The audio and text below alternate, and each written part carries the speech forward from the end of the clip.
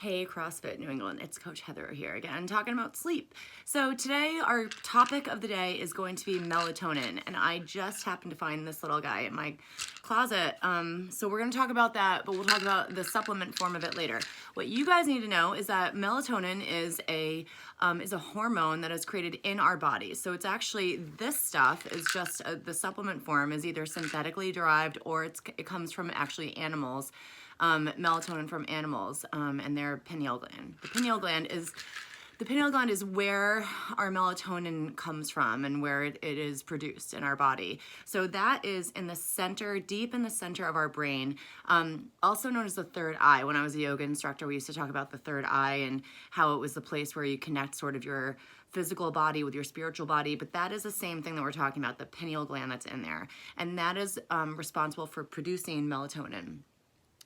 It's this pea-shaped gland that's in there, and it's controlled by light. So in terms of melatonin, melatonin's job is to tell our brain when to wake up in the morning and when to go to sleep at night. It's kind of linked into the circadian rhythms that we've been talking about.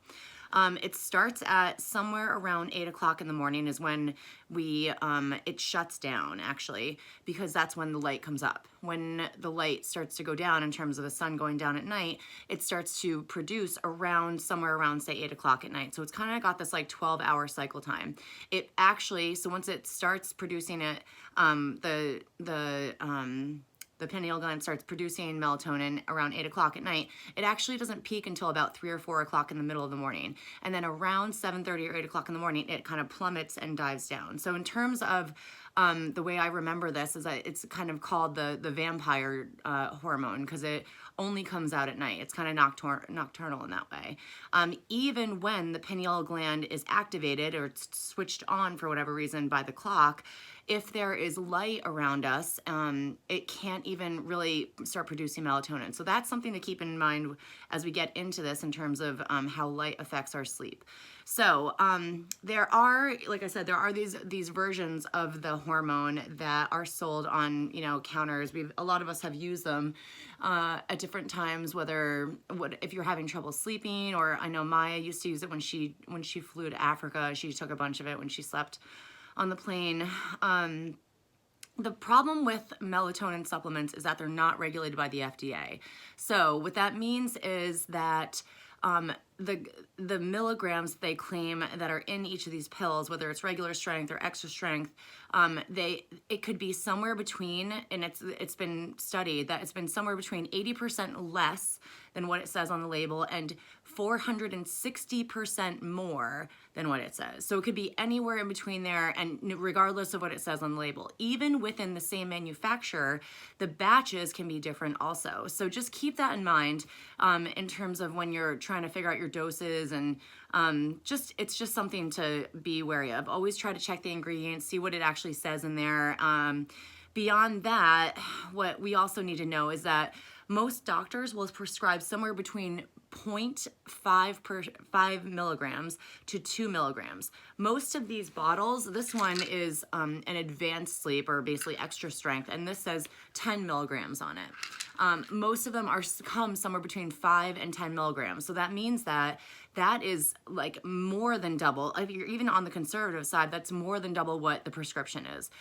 Now, overdosing in this hasn't really shown to be that detrimental. It has some side effects for sure, and if you're pregnant or you have high blood pressure or something like that, as normal, you would always consult your doctor with it. But just keep that in mind, that you don't need to have 1 to 20 times what our body's normally producing to have any sort of effects from that. Also, having said that, most studies that are done show that there is no real effects of taking these supplements and being able to fall asleep faster, sleep longer, or sleep with less interruptions during the night. So even though the studies show that it's not really effective for the general population, I'll get to that in a second too, just know the placebo effect, as far in terms of what pharmaceutically we are talking about. Pharmaceutically, if it works for you, then it's fine. You're not gonna hurt anything by taking it, especially in the proper dosages. But if it works for you, even if it just like settles your nerves for whatever reason, and you're able to sleep better, or you're able to like fix whatever form of insomnia you have, go for it. Now, there are two populations that actually do really well with the supplement. Not populations necessarily, but one population is the night shift workers, people that their circadian rhythms are automatically out of whack anyway. So they have a lot of success with this stuff. So that can help them in terms of, you know, when they finally do, like they're under light all night long, and then they come home and they try to sleep during the daytime. So that can be really helpful for them. The other group of people, and you could definitely be one of these people, are people that cross over time zones. So when you cross over time zones, obviously your the light exposure is gonna be different immediately. So this is an easy way that you can, if you're flying, say, to London, and you know, they're going to bed way before, you know, you were going to bed in California or wherever you were before, you can take this stuff at, like, whenever London's going to bed, take that like the day or two beforehand, or even a few days beforehand, at the time that London's going to bed, so that when you go back to London or wherever you're going to, try to line it up with that kind of time, that clock, and that can help you reduce your amount of jet lag overall. What else? I have my notes here. So some things to fix in terms of how you can deal with this. Number one is, this is going to sound kind of weird, but try to, in the morning, get sunlight exposure for about 15 minutes.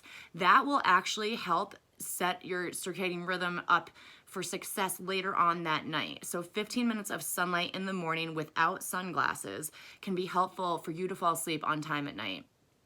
Also, if you can get in the afternoon sunlight exposure without sunglasses, that can be helpful also. What I will say is what I tell Ben all the time, because he is somebody, while he works in the gym and we feel like he's always out and doing stuff, he spends a ton of time in his office, and his office is not, it's much darker in the office than it is outside in the natural light. So if you're one of those people, and there are a lot of people are like that, make sure that you're trying to get outside, whether it's like having lunch outside, going for a walk while you're taking a call, whatever it is, try to get at least 15 minutes of exposure in the morning and the afternoon, so that you can set yourself up in terms of releasing melatonin at the right time at night. Secondly, try to limit your light in the evening at basically when it starts getting dark outside, start dimming everything in your house, shut off unnecessary lights. Stuff like that can be really helpful. And then finally, the big one I think that's hard is limiting your screen usage, or cutting off your screen usage an hour to 2 hours before you go to bed. This one's tough. It's the blue light. A lot of us have heard of it before.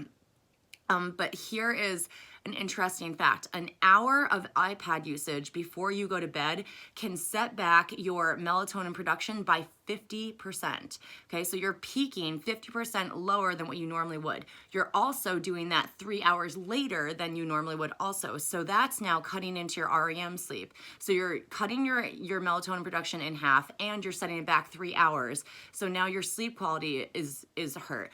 In addition to that, it's also causing you later the next night to be 90 minutes or so late. Like, it's going to take you, you're going to get tired 90 minutes later than you would if you had not done that the night before. So you've got to keep thinking, like, it's really important to try to stay away from screens. If you can, there's Flux, F.LUX is something you can download onto your devices, and that can help reduce the blue light that you're seeing when you use your screens later on at night when it's dark out. It kind of like makes the screen yellowish. It's kind of annoying, but it kind of helps a lot. You can also get blue light blocker like glasses that you can use at night, and that can help you, especially if you like check your phone late at night to see what the workout is, what the weather is going to be the next day. So those things can be really helpful. That's all I think I have for you. Yeah, so try to like cut down on your blue light at night, but just some information about melatonin in general. All right, guys, get to sleep, cut out the blue light, and increase your melatonin production. See you soon.